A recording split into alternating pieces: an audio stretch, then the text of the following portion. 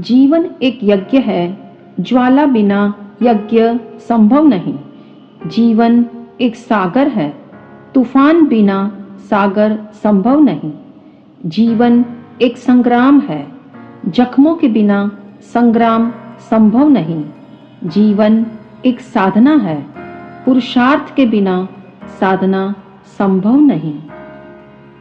साधना आपकी पशुपेश है, मैं स्वयं को कैसे साधूं। जीवन को सार्थक बनाने की चाह सबके भीतर में नहीं होती। बाह्य साधनों की उपलब्धि को ही प्रायः जीवन की सार्थकता का पैमाना मान लिया जाता है। आपके अंतःकरण में साधना के लिए इतनी तीव्र उत्कंठा जानी तो मन बहुत प्रसन्न हुआ। साधना का अर्थ है अपने आप को साध लेना, अपने भीतरी व्यक्तित्व को प्रकट करना। मनुष्य का व्यक्तित्व एक जीवंत कल्प वृक्ष है। कल्प वृक्ष से मन चाही सभी वस्तुएं प्राप्त की जा सकती है। मनुष्य अपने मन को, तन को, जीवन को एवं भावों को जैसा बनाना चाहे और जिस सांचे में ढालना चाहे वैसा ढाल सकता है, परंतु पशु साधना नहीं कर सकता। पशुओं में यह विशेषता नहीं होती, वे अपना स्वभाव नहीं बदल सकते। अपनी निश्चित प्रकृति के अनुसार ही उनका जीवन चलता है। किंतु मनुष्य समुचित दिशा में और चाहे जैसी परिस्थिति में अपने को ढालना चाहे तो पुरुषार्थ का नियमित अभ्यास करके स्वयं को ढाल सकता है। इस ढालने की क्रिया का नाम ही तो साधना है। इंसान साधना के माध्यम से लघु व्यक्तित्व को महान बनाता है, हीनतम स्थिति से उच्चतम स्थिति तक पहुंचता है। साधनाहीन जीवन एक भटकाव है। साधना के अभाव में मनुष्य जीवन सांसारिक आकर्षणों के बीच भटक जाता है। जैसे एक चित्रकार अपनी तुलिका से चित्र अंकित करने से पूर्व मन में रंग और रेखाओं की एक आकृति निर्मित कर लेता है। एक इंजीनियर भव्य इमारत बनाने से पहले जैसे कागज पर नक्शा खींच लेता है। एक यात्री ट्रेन में बैठने से पूर्व उसके गंतव्य मार्ग की जानकारी कर लेता है, उसी प्रकार साधना करने से पूर्व मन को सुसंस्कारित आकार देकर तैयार करना होगा। जैन दर्शन कहता है साधना स्वयं ही करनी होती है। साधना के लिए मौसम नहीं, मन चाहिए और साधन से ज्यादा लगन चाहिए। दूसरों की साधना हमें सफलता के द्वार तक ले जाने में सफल नहीं बन सकती। इसी बात को गौतम बुद्ध भी यदा कदा समझाते थे। कहते हैं एक बार गौतम बुद्ध वैशाली नगर में विराजमान थे। जनता नदी की बाढ़ की भांति उमड़कर उनके दर्शनों के लिए जा रही थी। वैशाली की नगर वधु आम्रपाली भी उनके दर्शनार्थ पहुंची और बुद्ध के श्री चरणों में उसने उपदेश सुनने की जिज्ञासा व्यक्त की।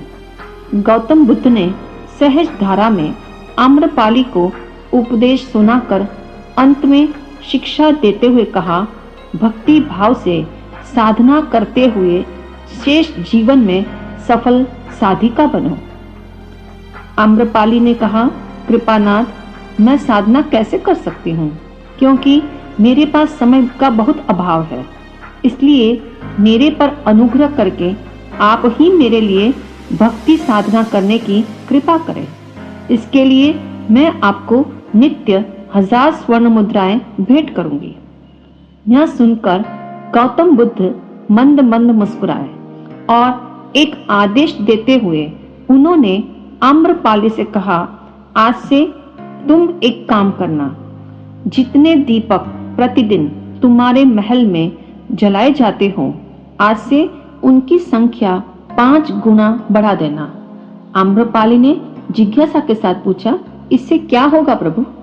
बुद्ध ने कहा, इससे यह होगा कि तुम्हारे महल की रोशनी इस उद्यान तक आसानी से पहुंच जाएगी। आम्रपाली ने कहा, प्रभु यह कैसे संभव है? मेरा महल इस उद्यान से बहुत दूर है। बीच में इतने मकान हैं कि मेरे महल की रोशनी यहाँ तक बिल्कुल नहीं पहुंच सकती। आपके इस आदेश का पालन करना व्यर्थ है। बुद्ध ने आम्रपाली को समझाते हुए कहा, जब तेरे महल के दीपकों की रोशनी यहाँ तक नहीं पहुंच सकती, तो मेरी साधना की रोशनी तुम तक कैसे पहुंच सकती है? जो भोजन करेगा उसी का पेट भरेगा। इसी प्रकार जो साधना करेगा उसी को सिद्धि मिलेगी। बिना स्वयं पुरुषार्थ किए साधना में सिद्धि के द्वार नहीं खुल सकते। साधना के अभाव में जीवन की महत्वपूर्ण शक्तियों का अपव्यय होता है और बिखराव जीवन शैली का अधूरापन है। साधना एक ऐसी प्रक्रिया है जिसके बिना जीवन की सही व्याख्या नहीं की जा सकती। जिंदगी में बिखराव को समेटना, उद्देश्यों को सही आकार देना, मन वचन काया को संतुलित करना और विकास की नई दिशाएं खोलना ही साधना कहलाता है। यदि हमने अपने को नहीं साधा तो हमारा जीवन बेलगाम अश्व के समान और बिना अंकुश के हाथी के समान नियंत्रण से बाहर होकर भटक जाएगा। भगवान महावीर कहते हैं, साधना में मन का संतुलन अहम भूमिका निभाता है। वैसे भी संसार की जिस किसी वस्तु से हमें सुविधा मिलती है, उसके साथ दुविधा के रूप में अनेक तनाव और परेशानियां भी जुड़ी हुई है। यहाँ कोई भी वस्तु जो हमें खुशी देती है, वह पीड़ा भी देती है। जो भी यहाँ मिला है वह सब एक दिन बिछुड़ने वाला है, क्योंकि संसार की हर वस्तु दो विपरीत पहलुओं से बनी है। जैसे सर्दी गर्मी, रात दिन, जीवन मृत्यु, मिलन विरह, ये दो पक्ष एक दूसरे से अलग नहीं किए जा सकते हैं। ऐसे समय में साधना ही कष्टों और पीड़ाओं से मुक्त कराने में सक्षम हो सकती है। साधना संक्षेप में हम यही कहना चाहते हैं कि प्रत्येक जीवन में साधना की उपयोगिता है। साधना के द्वारा शक्ति का संवर्धन और संगोपन किया जाता है, जो हमारे जीवन की अस्त व्यस्तता को सुव्यवस्था में बदल देता है। जीवन स्वयं जब साधना बनता है तभी उसमें जीवंतता पैदा होती है, अन्यथा जिंदगी मुर्दा हो जाती है। साधना की प्रक्रिया बिल्कुल मूर्तिकार की भांति होती है। एक मूर्तिकार पत्थर से जब मूर्ति बनाता है तब आपने देखा होगा कि वह छेनी और हथौड़े से पत्थर का व्यर्थ भाग हटाता चला जाता है और पत्थर में छिपी प्रतिमा स्वयं प्रकट हो जाती है। ठीक इसी प्रकार जीवन से व्यर्थ को हटाना साधना है। साधना चाहे आध्यात्मिक जीवन की हो या बहिर्जीवन की हो, वह सभी के लिए समाधि के द्वार खोलती है और परमात्मा पद की प्राप्ति कराती है। जीवन के दोषों से मुक्त करना ही साधना की पृष्ठभूमि है। जीवन को दोषों से मुक्त करने के लिए साधक अलग अलग बैकग्राउंड तैयार करते हैं। कुछ साधकों के जीवन में दोष दर्पण धूलवत है। जब दर्पण पर धूल जमती है तब उसमें स्पष्ट रूप से प्रतिबिंब नहीं झलकता। फिर भी उस धूल को हटाने में अधिक पुरुषार्थ नहीं करना पड़ता। एक छोटा सा रुमाल दर्पण पर घुमा लो और धूल साफ हो जाएगी। छोटी सी जलधारा भी उस धूल को दर्पण से अलग कर सकती है और हवा के झोंके भी उस धूल को हटा सकते हैं। ऐसे मामूली दोष जो छोटा सा सत आलंबन या सत प्रेरणा मिल जाने से साफ हो जाते हैं। कुछ साधक के जीवन में दोष अग्नि धूमवत होते हैं। वैसे सामान्य अग्नि में कोई धुआं नहीं होता, किंतु वह अग्नि जब गीली लकड़ी पर रखने में आती है तब वह धुआं पैदा करती है। जब तक लकड़ी गीली रहेगी तब तक अग्नि धुआं मिश्रित रहेगी। यदि उन गीली लकड़ियों को पहले ही धूप में सुखाकर फिर अग्नि पर रखो तो वह अग्नि धुआं पैदा नहीं करती है। आत्मा अग्नि जैसी निर्मल है।